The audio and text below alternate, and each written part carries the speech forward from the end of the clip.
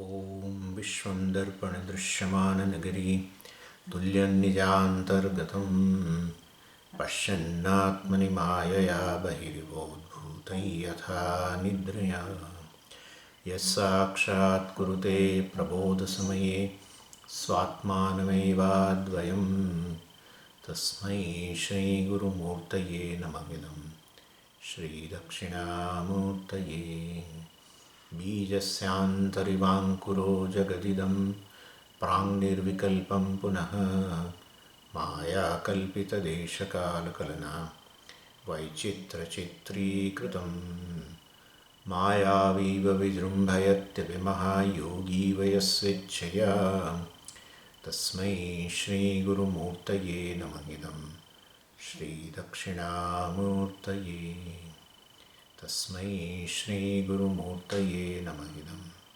श्रीदक्षिणामूर्तये ॐ सहनौ भवतु सहनौ भुनक्तु सह वीर्यङ्करवावहै तेजस्विनावधीतमस्तु मा विद्विषावहै ॐ शान्तिः शान्तिः शान्तिः सदाशिवसमारम्भां शङ्कराचार्यमध्यमाम् अस्मदाचार्यपर्यन्तां वन्दे गुरुपरम्पराम् ॐ.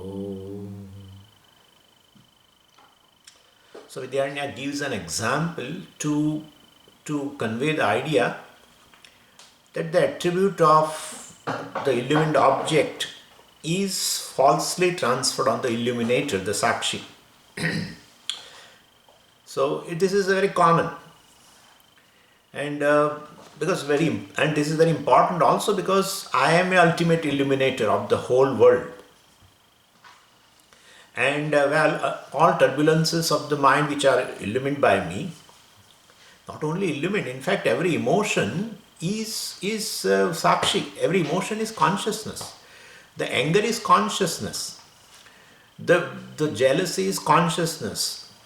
Everything is consciousness. The diffidence is consciousness. Everything is consciousness. Consciousness being all pervading, and there is one without second, then what is there outside consciousness? There is nothing in fact other than consciousness. Therefore every emotion, every mental disturbance is consciousness. Consciousness is one which pervades every emotion, yet transcends every emotion. Because the very existence of emotion, a name form, is ultimately due to consciousness. We should understand this. This is the basic line, that it pervades everything, in and through everything, yet transcends everything. And therefore anger is consciousness. Consciousness is not anger. Therefore I am not angry. I, the Sakshi, who illumines the consciousness, who illumines the anger, is not angry. That's the issue. Really speaking, this is the issue. I am angry. That's a wrong conclusion. Anger is consciousness. Well, that's not a big thing. And therefore, every emotion, the sadness is consciousness. What is the distance between sadness and consciousness? What is the distance? Try to remove the sadness away from the consciousness. Try. Whole thing. The whole thing is consciousness. And therefore, basically, I am the illuminator, and therefore, all emotions are there in the mind, basically. All emotional disturbances, etc. And we discuss. And Vedanta's main thirst is not to take care of the emotion, really. Because this is pertaining to realities. And where reality comes, emotion should be a little away. Emotional approach is not required. You require a rational approach in order to understand. Well, so definitely this thing we have to take care, that emotional disturbances of mind is not addressed too much by Vedanta, really speaking. In Karma Yoga, we do talk about it, Raga, Dvesha, etc. is all emotional immaturity. And therefore, well, samatvam, etc., brings emotional maturity, that's fine. But to an extent only. We never claim, Vedanta never says that will make you free from the emotional disturbances of the mind. No. When emotional disturbances of the mind are transferred, which are illumined by me, are transferred on me, the illuminator, then definitely you find it very difficult to go, them to go. Frankly speaking, so Vedanta addresses that this transference is a issue. Transference of attributes of the illumined object on the illuminator is a issue. Not the we think the issue is the emotional disturbances of mind is a issue. That's not issue. That's not an issue at all. And that is how Karma Yoga, etc., also removes this, in Malam called Ragadvesha, etc., to an extent. We live it. Afterwards, once you gain a little say over your emotions, Ragadvesha, you live it because you are going to understand them as a mithya. That's a capability you have now to appreciate the reality. That's it. And later, if you like to handle those emotional issues, you can handle it better. Because basically, definitely, it's not your problem now. You can improve them faster, in fact. Anyway, so I want to improve mine, that's a different thing. I want to improve myself is a different thing. That's how it is. I want to improve myself. You cannot. That is why people complain. Our own people complain all the time because they relate the emotional issues of the mind with the moksha, and that has no connection at all. One is illuminator, other is illumined. We should know this very well, and somehow this doesn't go.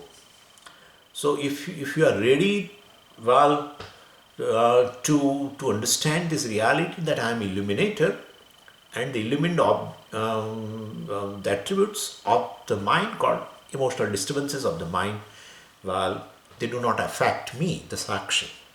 No illumined object can affect the illuminator. Yeah. And here it is further actually, in fact, it is mithya. So anyway, so basically that's for that Acharya gives an example. Swalpaha atapaha, well, small patch of the sunlight, grihantargataha, which has entered into the house, gavakshat, through the window, well, achalaha bhavati, well, that is sunlight, because sun is does not moving, therefore sunlight which is entering into your house through the window also doesn't move. This is a relative. So, tatra means for a time being, with a limited span of time, you know that it doesn't move. Tatra, in that beam of sunlight which is entering into your house, haste nartyamane, when hand and fingers move, means you make a certain shapes, etc., jumping deer, etc., all this flying crow, etc. Nartyamane, well, is and this nartyamane is a present passive participle. Yeah, it is nrityat is a present active participle, but nartyamani. So when hands and fingers are moved, well, by that person, yatha atapaha nrityati iva. So that sunlight which is basically which is stationary appears moving, coming and going like that, because you with your hand, that is a shade that definitely falls on that wall, etc., or a movement. So the movement of the hand which is illumined by that sunlight, beam of sunlight, the movement of that hand, the attribute of that hand which is illumined actually by the sunlight, the illuminator, well, it's transferred. The attributes are transferred on the illuminator, and that is how you say the sunlight is moving. You feel like that. So, and therefore, well, so that is why people who says these emotional disturbances are my disturbances, they always feel that moksha is away in the future. Naturally, they will feel that way. So, because You are free right now, as a illuminated Sakshi, you are free. Even when you say they are, all these emotional disturbances are in me, they are not. They are not. It's only your perception that they are in me. Really speaking, they belong to mind. Just because you say the attributes of the mind well are transferred on me and therefore they get real transference, no, not at all. And therefore, the moment you understand that they are in the illumined, they are basically illumined, they are attributes of the mind, etc., which is illumined. Well, you understand yourself as if just a sakshi, free from all emotional disturbances. That's how we say you are free right now. When you say you are angry, I could say you are free right now. When you say I am really a sad person, Swamiji, I say you are free right now from the sadness. So when you say I am basic, I am very, I am having lots of desires, Swamiji. I am very disturbed person, etc. Well, you are free from disturbance. This is what it is. So emotional disturbances, undue transference. Transference means in your perception you superimpose. I mean, in that case you feel you are a bound person, and therefore you, well, with the study, still you feel the study is not helping me. Well, I will gain freedom from all of this in future. Moksha becomes a future phenomena, and moksha becomes a future phenomena, it will ever remain in future. It will ever remain in future. One can never gain freedom. Even though you are, in spite of you are free right now, because of your own misperception, error, etc., subject-object error, illuminator-illumined object error, well, you are suffering for no cause. If the attributes are really transferred to the Atma, then, well, there is no question of, we should not study Vedanta. Vedanta will be useless, really speaking. If attributes of the mind, the emotional disturbances of the mind really get transferred, even though I commit a mistake, but because of my own mistake, over the years and over the janmas, now Atma is really having all emotional disturbances. In that case, Vedanta is useless. Now, Vedanta cannot talk that Tattvamasi. You are that, means you are the Sakshi which is free from all this, cannot talk. That has no relevance. Vedanta becomes useless. One never gains a moksha. Yeah. And that cannot be the truth. And therefore, well, so this is how this has been explained with this example. And then in 19th he explained that Drashtanta also, Nijasthana Siddhasakshi Bahirantar Gamagamau Akurvan Buddhi Chanchalyat Karotiva Tatha Tatha. Now, in example, it was a moving hand. Here it is a vigorously moving mind. And in place of that sunlight, beam of a sunlight, here we have a Sakshi, which is illuminated. So, Nijasthana Sthita Sakshi. So, the Sakshi which is remaining unlocated, he has purposely said that to create a real stir in the minds of the student. Nijasthana Sthita Sakshi means what? The Sakshi which is not located. Then that's going to be the issue. You will see now. Today we'll be discussing.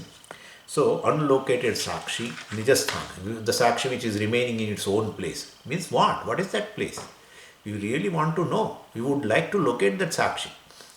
Bahirantara Gamagamo Akurvan Karoti Iva.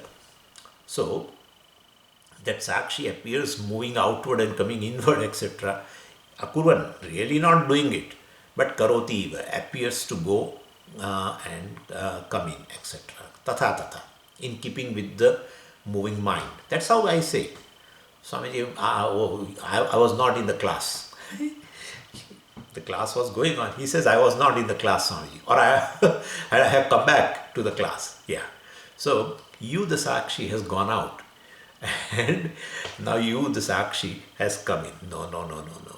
It is in keeping with what? Mind. Tatha Tatha. In keeping with that moving mind, Chanchalyat. Because the mind has a vigorous movement, I told you. Chalanam is frequentative, becomes Chanchalyam. Chanchalam is a frequentative, very vigorous movement. Atishayana Chalanam Chanchalam. And therefore, and that is how everyone says, I will get a new birth. I will, because I have done a good karma, so my new birth will be very good. And how long I will be there? I have to vacate this. I have to vacate this body. I have to leave. That's better. I have to leave this body. I will enter into the new body. I don't know what kind of a janma I will get. All this is what? All this is what? The mind, the Sukshma Sharira is taken as oneself. So this is how Punarjanma, etc. So I will leave the body, death, etc. All this belongs to me. Anyhow, all are mistakes. So verse 20.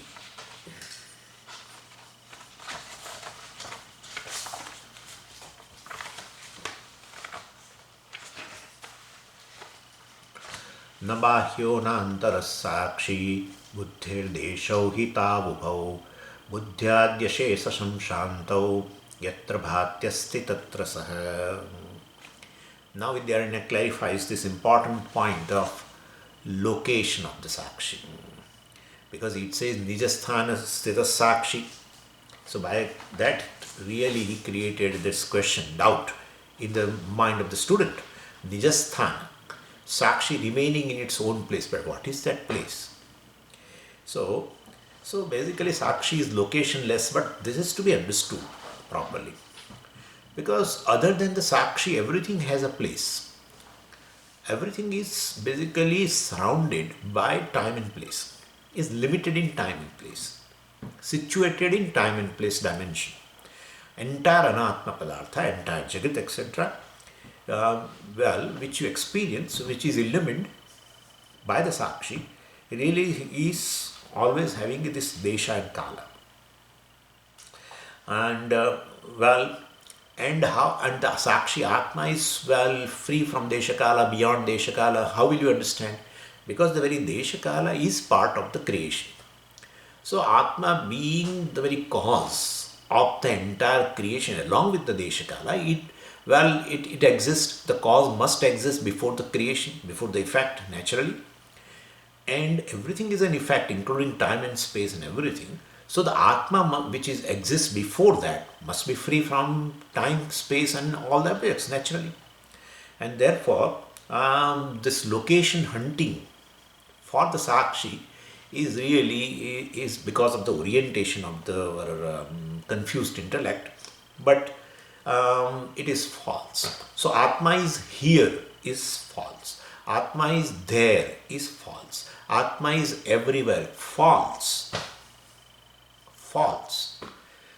We definitely, but still, Swami, you must have used this thousands of times. Yes, we have used this. Atma is everywhere, thousands of times. It's false. And finally, I am going to say Atma is everywhere. That alone we have to take it, even though it is false. Yeah. So, because Atma is everywhere means again you locate the Sakshi in space. Means in space it is everywhere. When you say Atma is everywhere, means what? Atma is everywhere in space. So means the Sakshi Atma which is beyond time and space, you put it in space. It's wrong. Definitely wrong. And so all these words cannot function well for the Sakshi's location basically. So Nijasthana Sthita Sakshi, etc., Sakshi remaining in its own place, Vidyaranya said. So he has used this expression to deliberately confuse the student. He said, Bahirantar Gamagamo, without going outside and coming inside, remaining in its own place, right? That's what it was in the last verse. So now he is basically he's giving a homework to the student. That tell me Sakshi's own place is inside or outside? He is asking to the student. So question will be Nijasthana Sthita Sakshi remaining its own place. That place is inside or outside? So and the student has brought telescope, microscope, etc. With microscope he is seeing inside. With the telescope he is seeing outside somewhere. And therefore, that is not going to work. And definitely, when it doesn't work, well, definitely he was tired, and then he went to sleep. And then when he gets up, well, then again Vidyaran asks this question: where is Sakshi? Where is Sakshi? So that kind of a thing is going on. So he go to meditation samadhi, nirvikalpak samadhi, where even time, space, all the vikalpas, entire jagat resolves, chitta vritti nirodha, all vrittis here.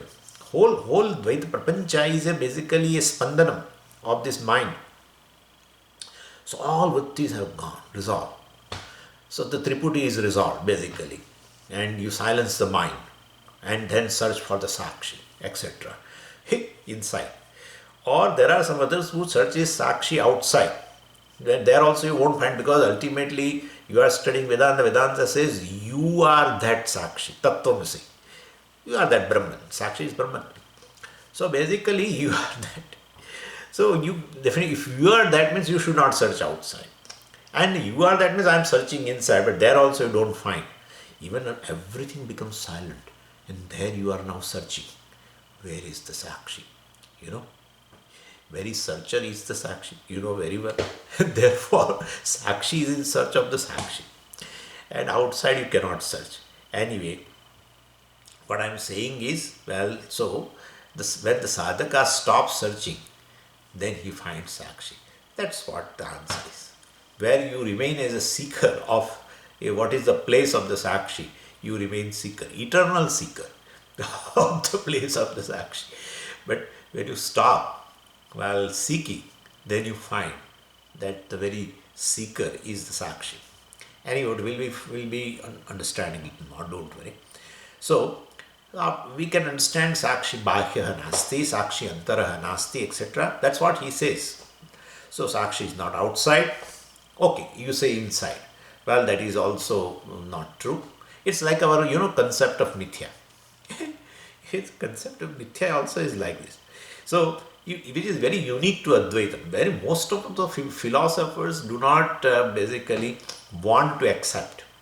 But it is very true. When, what happens is, Mithya is something different from existent and non-existent.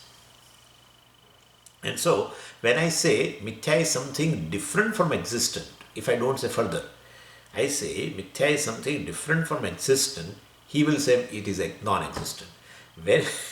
So when I say Mithya is something different from non-existent, he says it is existent. This is what the mind is. Always you categorize. Something different from non-existent means existent. You put it in existent category. I say it is also different from existent. Then you again put it into the non-existent category. And that doesn't work. When you stop categorization, then you will understand what is Mithya. Yeah. When you categorize something, you will not understand Mithya. That's what it is.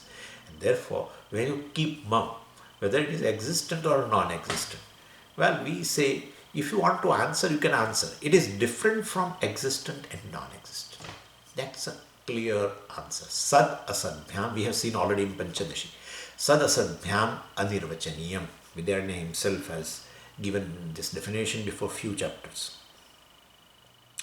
So, basically, I say Sakshi is not outside, well, then you say it is inside. Here, when you say Sakshi is not inside, you say it is outside. What is not inside and outside is what? What is not inside and not outside is what? Is you. Is you. You are not inside, you are not outside. Exactly. And therefore, you are that Sakshi. And therefore, the Bahya Sakshi asti na antaraha. It is not inside, it is not outside. Why? Tau ubhau buddhehe desho. They are places, inside, outside are the places associated with the buddhi. So, buddhi alone can be inside, and right, sorry, buddhi is inside. Okay, so mind is inside. That's what I already told you. But you yourself has an experience that your buddhi or mind goes outside naturally through the thought, naturally in form of a thought. Through the thought means in the form of a thought. So that's how we always say mind was elsewhere, mind is inside, now mind is here, mind is there. We say, therefore, this antaraha, bahyaha, etc., all is with respect to buddhi. Tau bhau, both of them, bahya antaraha, it is the place of the buddhi only. It is not the place of a sakshi. Sakshi has a nijasthana.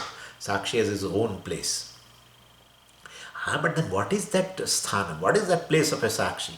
Well, I told you, you stop operation of the mind, because mind only alone has a sthanam of right, inside, outside. So you stop it. You are the illuminator of the mind. But identified with the mind, you say you are outside, you are inside, etc. Now stop the functioning of the mind totally. And then, well, then when all operation of mind has ended, and when the concept of inside outside just goes away, then whatever the place now you see, that's the place of a sakshi. Okay, so that is the place. What are you saying? We have never heard this kind of a thing from you. What are you saying? All this stopping the mind and function, going to nirvikalpa samadhi or going to sushupti and etc. What are you talking? Silencing the mind. Somebody says sound of the silence. This kind of words doesn't suit O Muktatma in your mouth. So student gets confused. Location regarding this location of a sakshi. So when operation of mind stops, we'll be coming, don't worry. So operation of mind stops means what? Triputi. The pramata, pramanam and prameya, well, will resolve. Sakshi never resolves. Sakshi is the one which illumines all the three. Pramata has got the pramata status. Mind has got both the status, pramata and pramanam, due to sakshi. We know very well now. The prameya, outside object, is object, but it gets a status of a known object now. Prameya is due to sakshi. You know very well. So inside outside movement has ended, right? When operation of mind stops, Triputi resolves. So then when Triputi resolves, keep a notepad ready and find out now. Now there is nothing inside, outside, etc. All Triputi has resolved. So now what is left over is now sakshi. The illuminator is left. The mind has resolved. Triputi has resolved. So now you are able to clearly note what is the place of the sakshi. So to keep ready. And at that time, when all Triputi resolves, at that time, please understand, at that time, note the place of a sakshi. So, well, buddhyadi ashesha samshantau, you will get proper answer, nothing to worry. Buddhyadi ashesha samshantau, when buddhi along with buddhyadi, buddhi along with, buddhi means what is pramata, pramanam, mind. And then prameya also, adipadat, you can take that, means the triputi. The pramata and the other two, well, ashesha means without baki. Pramata will remain, no. Prameya will remain, no. Ashesha, without any remainder. Samshantau, well, all of three have subsided. So then you will be able to understand the location of the sakshi. Because in a Jagrata Avastha, buddhi runs outside. Right? That's what it is. Waker consciousness. That's how even our Mandukya Karika also has the Antah Prajnam, the Bahish Prajnam, the Ubhayatah Prajnam. So Bahish Prajna. In the waking state, the waker consciousness goes outside. And in a Sapnavastha also it runs, buddhi runs inward. Of course, it looks outside, but buddhi runs inward, it's a Sapnavastha. So, only Sushupti Avastha is something where buddhi is not running inside, no Sapnavastha, buddhi is not running outside, no Jagrata Avastha. When both the things stopped, then state of silence, that is Sushupti Avastha. Well, what is naturally available in Sushupti is this only Sakshi, right? Sakshi is available. So Triputi is resolved, Sakshi is there. At that time, Yatra Bhati. In Sushupti, Yatra bhati, where the Sakshi signs, that you note at that time. It means at the time of a Sushupti, where the Sakshi signs, well, Sanshato Satyam Atra bhati, means there itself you note it. In the in Sushupti, well, definitely wherever the Sakshi, wherever the Sakshi shines, you keep a note. That's a place of a Sakshi. What is this? Swami Chinmayanji used to say, well, you note time and space. Somebody wanted to note the time of a sleep, basically. So you keep the note pen ready, and you wanted to note exactly how many hours you are getting sleep. So you wanted to note exactly at what time, 10 hours, 38 minutes and 66 seconds, etc. You wanted to note that. So you keep your note pen ready and to note at exactly what time you get the sleep. And what happens, you know very well, when sleep comes, the very noter is not available. Okay, and therefore, so whenever, this is all teasing of the student. I am not doing it, frankly speaking. It is all Vidyaranya's job. Okay, and therefore, 20th verse is a teaser. So, so whenever, you note that time when the Sushupti comes, Tripurti has resolved. There is no inside, no outside, only Sakshi is shining there. Sakshi is shining, that is, Sakshi shines, and what it illumines, Swamiji? Ignorance. Ignorance is illumined in all the three states. Ignorance is illumined in waking states as Ahankara, the waker. Ignorance illumines even, ignorance is there. It is in the form of a dream body, dream mind, etc., and identifying as a dream consciousness. That's also ignorance. And ignorance is there in a deep sleep state as ignorance. Okay? As ignorance, as Avarana Shakti. That's how it is. As a veiling power. Whereas in both the states, ignorance is there, means ignorance has two power, Avarana Shakti, Vikshepa Shakti. So veiling power, of course, is there. Therefore, this Ahankara, you take yourself as a waker, etc. So, but that's a Vikshepa. You alone, the Sakshi, the Brahman alone creates basically all this waker, dreamer, etc. Yeah, with the help of this Mula Vidya, Maya, etc. With the help of this self-ignorance, which has twofold power, you create. You only create.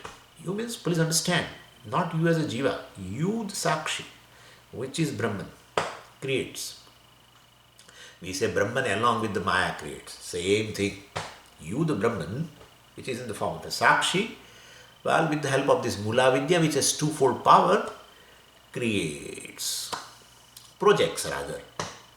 It's a projection. Purely projection. Ahankara, waker. Means ignorance is there. Clear? Ignorance is there in all the three states. And in a dream, of course, you create a dream body, right? Again, covering the waker, Avarana Shakti. While create projects, the dream body, dream mind, identify with that. Ignorance. And in a deep sleep state, no Vikshepa. Yeah, no projection. And outside, inside, no projection. Just Avarana. But ignorance is there. There's Avarana.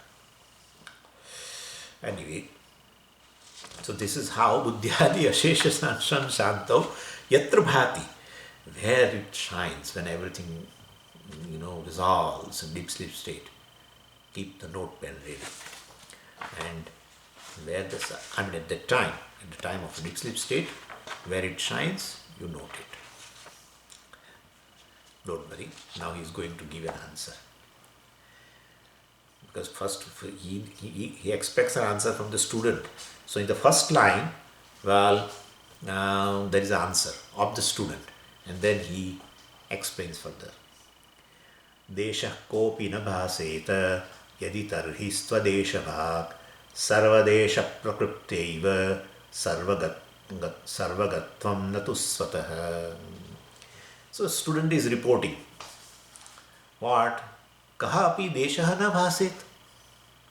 When Triputi is resolved, well, at the time of either a samadhi, at the time of a sushupti, or in a state of silence, etc., well, when Triputi is resolved, and say Nirvikalpaka Avastha. Sushupti is a Nirvikalpaka Avastha. That's how we say we don't need Nirvikalpaka Samadhi. Already it is a Nirvikalpaka. What is Dvaita? What are the Vikalpas? Nothing is there in deep sleep state. That's an experience everyone has. So it is a Nirvikalpa Avastha, and that Sakshi is very much present, illumining that, you know very well. So, but you are not able to locate that Sakshi because you are sleeping. So location always is in terms of space. So when I try to locate the Sakshi in Nirvikalpaka Samadhi or Nirvikalpaka Avastha called Sushupti, etc., well, I am not able to locate the Sakshi because I am not able to locate the space. Any location is with respect to space. If space itself you are not able to locate, where is the question of locating the Sakshi in the space? So, Kopi Desha na bhaset, space itself is not experienced by me, O Guruji. Well, then how can I talk about the location of the Sakshi? Vidyaranya says, wonderful. Well, if that is your report, then it's a correct report. So, Sakshi doesn't have any location. Any location comes, you are aware of the space. You cannot talk about location of anything unless you are aware of the space. That's it. And in a deep sleep state, you are not aware of the space. Then there is a question of locating the Sakshi in the space. And therefore, well, so your report is very much correct. Kopi deshaha na bhaseta. The deshaha, the space itself, I am not able to experience the space in that deep sleep state. Well, then definitely you cannot locate the Sakshi. And therefore, Sakshi is there and yet it has no location. That kind of a situation is arising. So, Sakshi doesn't have any location. Means naturally, Sakshi doesn't have a Desha Sambandha. Sakshi is the one which has projected the space-time and the entire Jagat with the help of Mula Vidya Maya. And therefore, there is a question of Sakshi has a connection with the Desha. The Desha itself is a projection of the Sakshi. And therefore, what is projected, I am not connected to that. So, what is projected upon the rope is not connected to that. And therefore, there is no location because Sakshi is Desha Atita.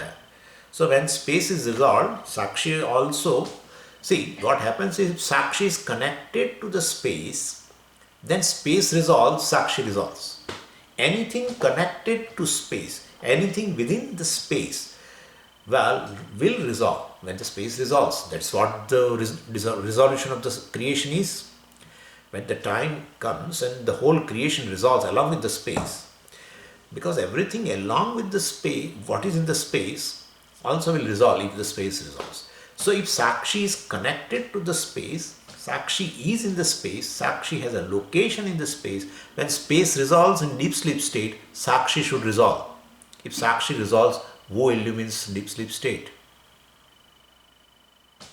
Wo illumines deep sleep state. And therefore, well, definitely, Sakshi continues. But Sakshi is locationless. But that is sorry, this is not a correct. It doesn't. We are not satisfied with this because So the right answer is this: that Sakshi is there, Sakshi is existent, but it is not located in space. Sakshi is not located in space means Sakshi is nowhere. Clear?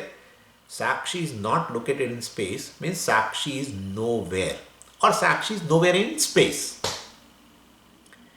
So if teacher says the Sakshi is existent, in fact nature of Sakshi is existence. Not only it is in deep sleep state, it is there in all the three states as the very adhishthanam for this ahankara.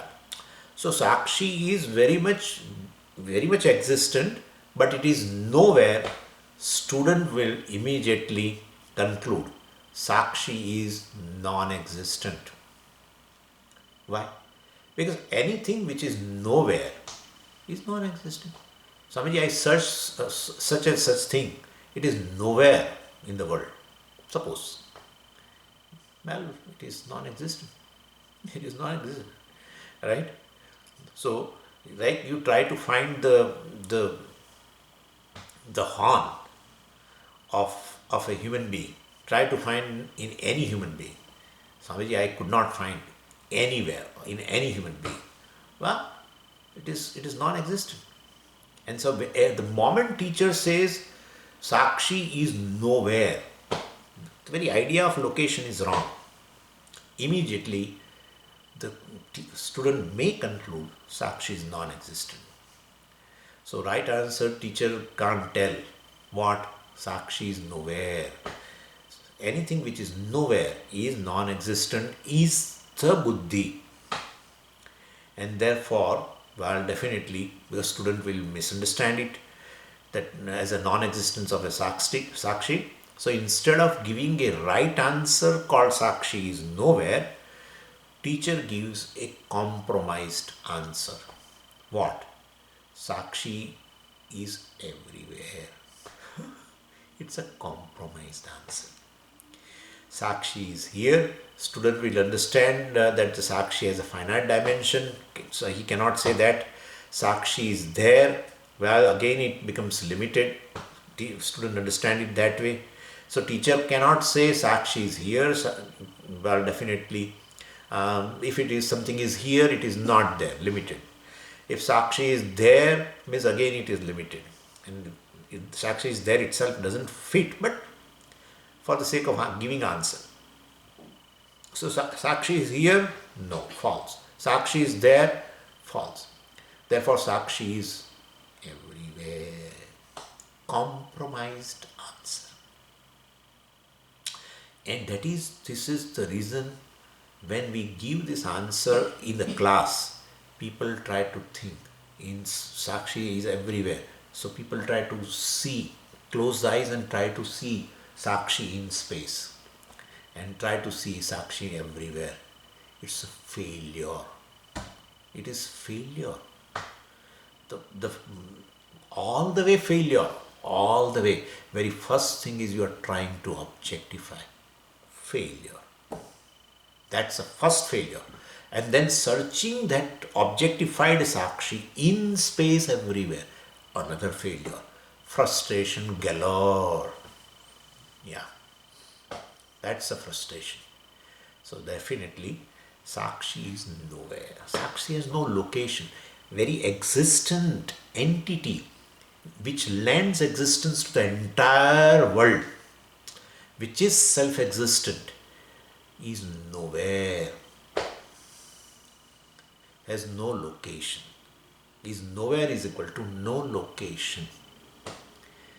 But nowhere is generally understood as a non-existent.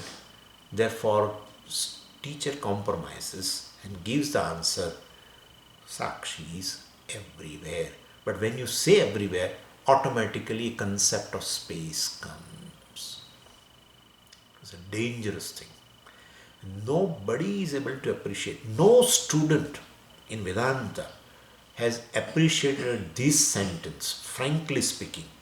No student, including myself, okay, including myself, have ever understood this sentence, Sakshi is everywhere. Anyway, so it's a, but why do we say it's a compromise answer? Sakshi is everywhere is a compromise answer. Because student will understand in this manner only. Sakshi is located all over the space. Again, idea of location of space, etc. comes, right? Location in space, etc. comes when you say everywhere. But even though it is not true, but we are giving answer, so we say it is a compromise answer. In fact, space is located in Sakshi. Whole dream space is located in you. Whole dream space is located in you. Does the dream space pervades entire wake-up? What do you think? Dream space is where you have to find its location somewhere in some nadi. The waker consciousness means, waker consciousness, you try to find the dream world along with time, space, and the very dreamer. Somewhere you can understand the dimension. For that purpose, I am saying the whole thing is located in the waker, resolves in the waker, projected by the waker through the nidra, the ignorance. There is avarana. Avarana of the waker, and the vikshepa then projects the dreamer. And therefore, so basically, Sakshi is everywhere, etc. It's a definitely compromise answer. And once student is advanced, then Guru says, well, Sakshi is nowhere. Space itself is located in the Sakshi. And therefore Vidyanaya says, Sarvadesha Prakruptya Eva, from the standpoint of the space, which is experienced by the mind, projected by the mind, etc. Well, we, as everywhere, Sakshi is said to be Sarvagatvam, everywhere, figuratively. Swataha, from Sakshi's own standpoint, Natu, means Natu Sarvagatatvam. Now it cannot be said as everywhere. It is nowhere. It is even adhishthanam of the space. The very space is a projected thing. Space is projected, space is resolved in the Sakshi. In a waking state, it is projected. In a dream state, it is, in a deep sleep state, it is resolved. So the whole space, time, and entire Jagat resolves into the Sakshi. Sakshi alone illumines the thing, the very ignorance, etc. Through ignorance, he projects, right? Through ignorance, he projects in a dream state and waking state. That's how it is. And therefore, very projection stops, vikshepa stops. Only avarana remains. And you, Sakshi, illumines even the ignorance in a deep sleep state. And that's how you say, well, I didn't know anything in a deep sleep state. Ignorance is there, definitely. Anyway, further I will take it after a week. Om Purnamadah Purnamidam Purnat Purnamudachyate Purnasya Purnamadaya Purnameva Vashishyate. Om Shanti Shanti Shanti. Hari Om Shri Gurubhyo Namaha. Hari Om.